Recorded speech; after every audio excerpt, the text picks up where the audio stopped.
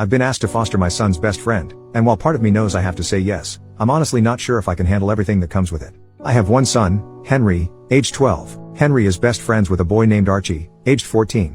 It has always been clear that Archie comes from a troubled home. From what I can gather, and I do not have the full information, Archie's mom is an addict, and Archie has been on the at-risk register for a long while. Honestly, I don't know why it has taken them this long to decide he is being moved into foster care. Last Friday, I received a call from my son's school, saying they couldn't discuss it with me but asked if I would give them consent for my information to be passed on to Archie's social worker. I agreed, and not long after, I had a call from his social worker explaining that a section something or other was being put in place, which meant that Archie was going to be removed from his home and placed into foster care. I was told that the school had recommended me and asked to see if I could take him in basically. They said it would likely be long-term until he turns 18. I honestly didn't know what to say. I was in shock. I have been unofficially supporting Archie for a while now.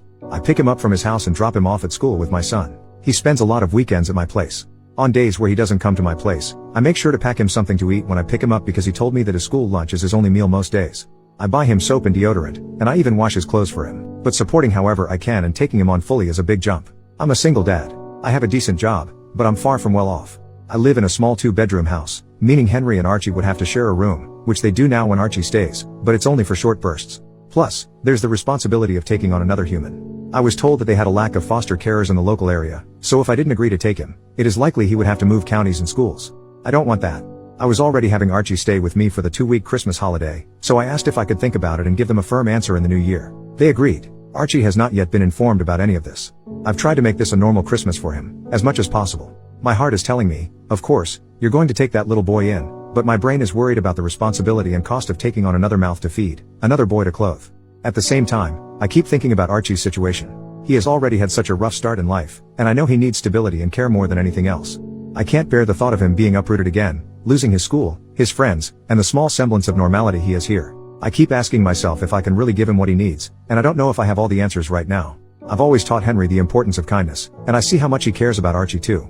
Part of me feels that this might not just be me taking on more responsibility, it's also about giving him the chance to grow up with a sense of love and belonging. So, I suppose I'm left balancing what's practical with what feels right in my heart. And I'm leaning towards saying yes. I spoke to my own mom about it, and she thinks it's an awful idea. She's worried I'm biting off more than I can chew, especially as a single dad. She reminded me that I already have a lot on my plate with work, the house, and raising Henry on my own. She said that taking in another child, especially one with a difficult background, would add stress and might affect my ability to provide for Henry properly. She didn't say it outright, but I could tell she's afraid this might make life harder for all of us, including Archie. I understand her concerns, honestly, I do, but I can't imagine just turning him away when he needs help the most. I told her that I haven't made a final decision yet, but that I need to think about what's best for everyone involved, not just what's easiest. And I haven't even discussed any of this with Henry yet, which will be a huge factor in my final decision. This has been a huge rant, and if you've read it, thank you. I just needed to get this out somehow. Update, 5 days later, I just wanted to come on and give an update. I want to say a huge thank you for all the responses. I genuinely didn't expect to receive so many replies, especially to something that was just meant to be a rant to get my emotions out. When I was asked to take in Archie, at first I felt honored. Then I felt worried about everything. I am quite an anxious person in general, and my thoughts were flooded with concerns about whether I'd be good enough to support Archie in the way he needs. I love my mom, but she didn't help. I think I get my anxiety from her, although she has it on a much higher scale than I do. Every possible thing that could go wrong, she was texting me about all week. You're already stretched thin with work and Henry. You won't get one-on-one time with Henry anymore. How will you afford everything? These are real concerns, and I'm glad she brought them up because they gave me the opportunity to think about how I could mitigate them. A few of you mentioned the fostering allowance, which I knew about, but I couldn't find any concrete information on how much it would actually be. Every source online seemed to give a different answer, but none suggested it was very much. However, as some of you advised, I called the social worker's office and said I was seriously considering taking in Archie, which they were thrilled about, but I needed to understand the finances first to see if it was feasible. They said they couldn't provide exact numbers, as every case is different and it isn't decided until a placement is found. However, they told me the minimum would be around £190, about $240 US, per week, and that it would likely be completely tax-free. Additionally, I'd receive a significant discount on things like council tax. That was honestly a lot more than I expected, and much higher than most of the figures I'd seen online. They also put me in touch with some other foster carers who answered my questions, which was incredibly helpful. This week has been very busy. I worked out my finances, added the estimated fostering allowance, and calculated how much Archie would likely increase my expenses. It worked out that I'd actually have a surplus compared to my current situation. Many of the foster carers I spoke to don't work full-time, using the allowance to supplement their income. I'm not sure if I want to do that, but they mentioned it helps to work part-time since fostering involves a lot of work, meetings, reports, and other responsibilities.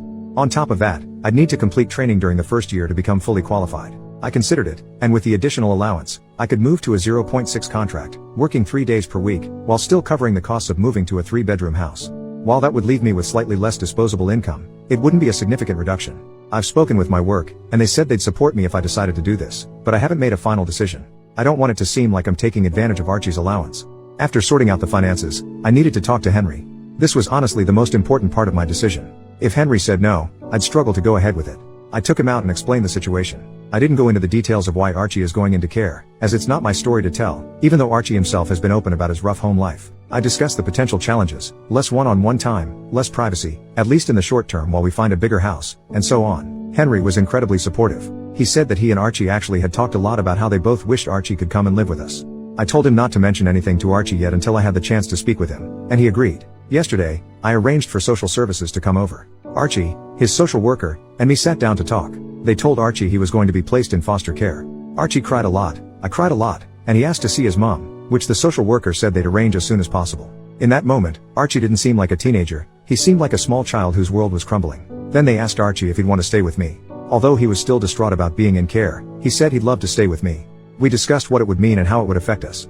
Afterward, Archie and his social worker spoke privately, and then the social worker and I talked. They expressed how thrilled they were about my decision and said they were pleased I planned to move to a bigger house soon, as Archie would need his own space, which I fully agree with. Normally, the boys spend most of their time upstairs playing Xbox, but later that day Archie came down and asked if we could watch a movie together. He sat next to me, rested his head on my shoulder, and said, "Thank you for letting me stay with you." Writing this, I can feel tears welling up in my eyes again. I put my arm around him and said I'd always be there for him. Today, Archie seems a little down, which is entirely understandable. I honestly expected him to take it harder than he has. To cheer him up, we're going to see the new Lion King movie, even though I hate those live-action films, but this is for Archie, and then going out to eat, letting the boys choose where. I might return in a few months to give an update on how things are going. For now, I'm just hoping everything will be okay. I know the first few months will be the hardest. Thank you everyone.